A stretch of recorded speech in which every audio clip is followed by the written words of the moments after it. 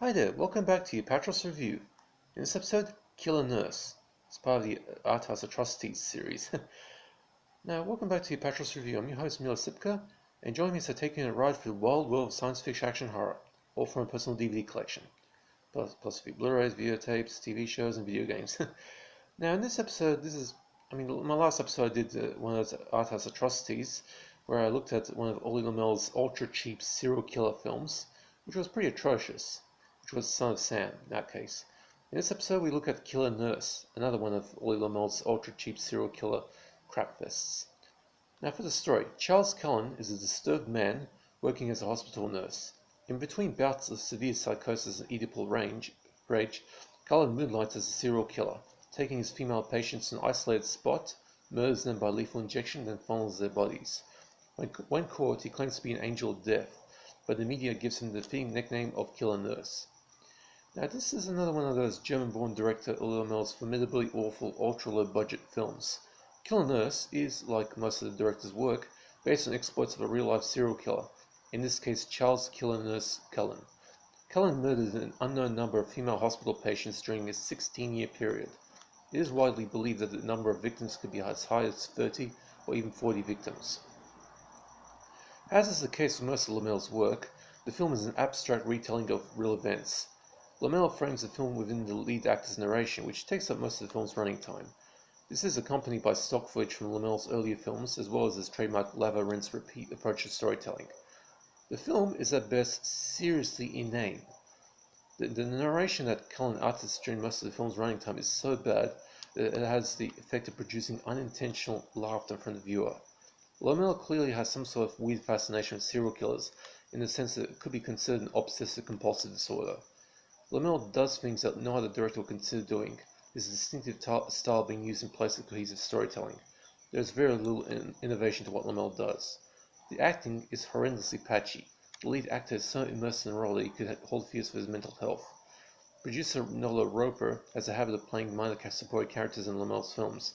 He is starring as Cullen's supervisor. Now, there's no gore in this film, but there is some brief topless nudity from a couple of Cullen's victims as he fondles them. Now, this film, like pretty much all of Lommel's post-millennial serial killer films, was released originally through Peacock Films as a rental disc in Region 4. Then, the vast majority of them were ported over to Flashback Entertainment. The picture quality on the disc is, well, I've seen this years ago, but it looked pretty mediocre. Given that Lommel used ultra-cheap equipment to shoot his films. And the soundtrack is, I think it was a 5.1 or a stereo. Regardless, it didn't sound that terribly inspiring. Now, a little history about Lommel. Lommel was born in 1944 in Germany.